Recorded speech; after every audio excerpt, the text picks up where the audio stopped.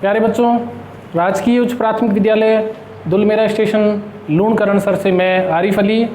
बच्चों, आज हम जिस टॉपिक पर बात करेंगे वो हमारी कक्षा 7 के चैप्टर नंबर 14 का जो अध्याय है प्रकाश का परावर्तन, उसके अंतर्गत प्रश्नोत्तर के बाद में एक क्रियात्मक कार्य दिया गया है, पेरिस्कोप का निर्माण करना। तो पहले बच्चों हम जानेंगे कि पेरिस्कोप होता क्या है और इसके क्या उपयोग हैं, इसकी बनावट कैसी होती है।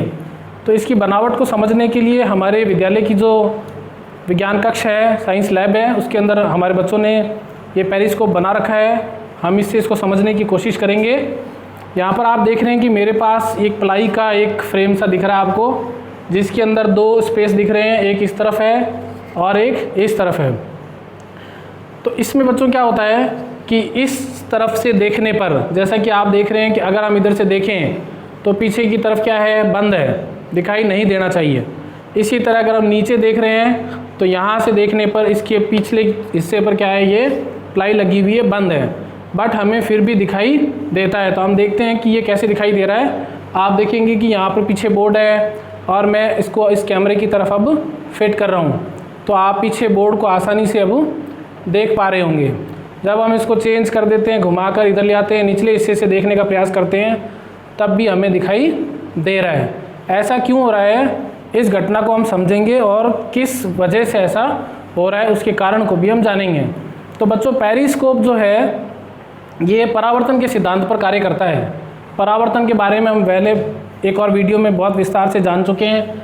परावर्तन क्या होता है कि जब कोई प्रकाश की किरण एक माध्यम से किसी चमकीली सतह पर टकराती है तो पुनः उसी माध्यम में लौट जाती है। और परावर्तन की इस घटना में ये एक नियम का पालन करती है, वो क्या है कि अभिलंब के साथ में ये जितने डिग्री का आपतन कोण बनाती है, परावर्तन के पश्चात अभिलंब के साथ उतने ही डिग्री का परावर्तन कोण बनाती है। यानी आपतन कोण और परावर्तन कोण का मान बराबर रहता है। और अभिलंब क्या होता है कि परावर्तक तल जो है उस पर परावर्तक जो बिंदु है, यानी जहाँ पर परावर्तन हो रहा है वहाँ पर 90 डिग्री के मान से खींची गई एक काल्पनिक रेखा है। तो इस रेखा के साथ आपतित किरण का जो कोण होगा, परावर्तन के पश्चात वो किरण अभिलंब के साथ उतने ही डिग्री का कोण बनाएगी। इसी सिद्धांत का उपयोग करते हुए पेरिस्कोप का निर्माण किया गया है। तो पेरिस्कोप कैसे इसकी बनावट होती है, हम इसको बनाते हैं। आप देखें, जैसा ये है हम वैसा ही इसको बनाने की एक बार कोशिश करते हैं। तो यहाँ पे देखिए क्या होता है,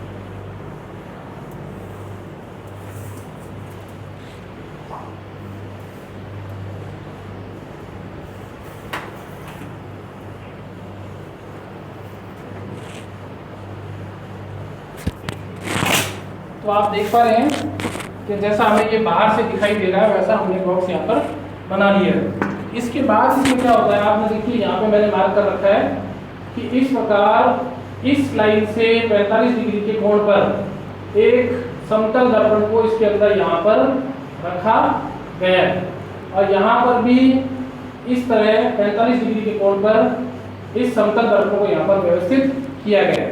हम यहाँ पर इसको रख लेते हैं, मतलब बना लेते हैं।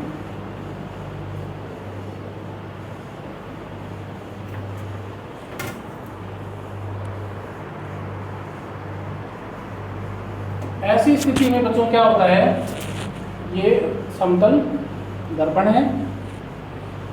ऐसी स्थिति में क्या होता है कि मान लीजिए यहाँ पर कोई वस्तु रखी है,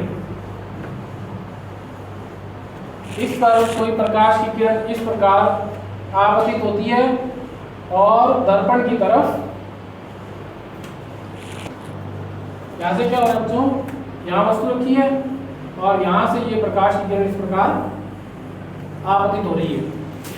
ये वस्तु है, इस पर जहाँ भी किसी भी स्रोत से प्रकाश गिर रहा हो और वो प्रकाश की किरण इस प्रकार इस दर्पण पर आपतित हुई है। फिर क्या होगा हम जानते हैं कि ये समतल दर्पण था, तो इसका अभिलंब किस प्रकार है, यही है ना 90 डिग्री की रेखा। ये देखिए यहाँ से कितने डिग्री का कोण बना, 90 डिग्री का कोण बना। अब अगर वो 90 तो ये कितना डिग्री बन गया है, 45 डिग्री का आपतन कोण। और यही कोण फिर 45 डिग्री का परावर्तन कोण बन गया। क्यों? क्योंकि अभिलंब के साथ जितने डिग्री के कोण पर ये प्रकाश किरण आपतित हो रही है, उतने ही डिग्री के कोण पर वापस क्या होगी, परावर्तित होगी।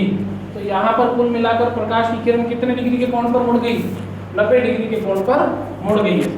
यहाँ फिर जब इसका आपतन इस दर्पण पर होता है, यहाँ पर फिर 90 डिग्री की काल्पनिक रेखा, अभिलंब और अभिलंब के साथ कितने डिग्री का कोण, 45 डिग्री, और 45 का ही क्या बनेगा, परावर्तन कोण बनेगा। अब हम देखें कि जो वस्तु यहाँ रखी थी उससे प्रकाश की किरण चलकर 90 डिग्री मुड़ी, फिर 90 डिग्री मुड़ी, और यहाँ पर इस प्रकार अगर अपन बनाए नेत्र, तो इस नेत्र को क्या लग रहा है कि प्रकाश की किरण कहाँ से आ रही है। देखिए, यानी किसी भी वस्तु को देखना संभव कब है, जबकि उस वस्तु पर गिरने वाली प्रकाश की किरण हम तक पहुंच जाए। दर्पण में ऐसे होता है, जब हम दर्पण में किसी चीज को देखना चाहते हैं तब क्या होता है, पीछे की चीजों को देखना है तो कब दिखती है वो, कि जबकि उसके ऊपर प्रकाश गिरे, दर्पण पर गिरे, दर्पण से परावर्तन के बाद वापस हमारी आंखों तक पहुंचे। यही घटना यहाँ पर हो रही है। यहाँ पर क्या हो रहा है, प्रकाश की किरण इधर से इस दर्पण पर आ रही है, 90 डिग्री पर मुड़ रही है, फिर दूसरे दर्पण पर गिर रही है, फिर 90 डिग्री पर मुड़ रही है। फाइनली क्या हो रहा है, ये हमारी आंखों तक पहुंच रही है और रेटिना पर वस्तु का प्रतिबिंब बन रहा है। तो इस प्रकार पेरिस्कोप का उपयोग जो वस्तुएं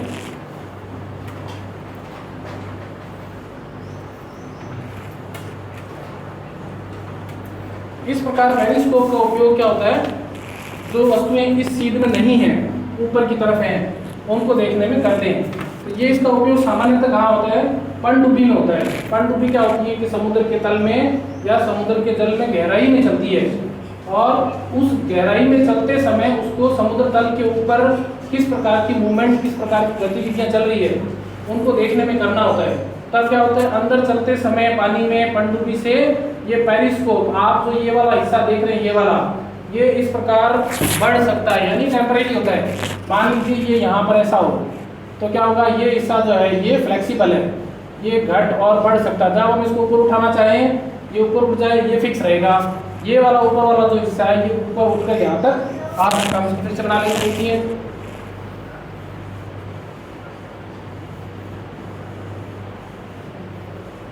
अब इसको हम बढ़ाना चाहते हैं, ऊपर ले जाना चाहते हैं, तो क्या होगा, इस पोर्शन को हम बढ़ा भी सकते हैं।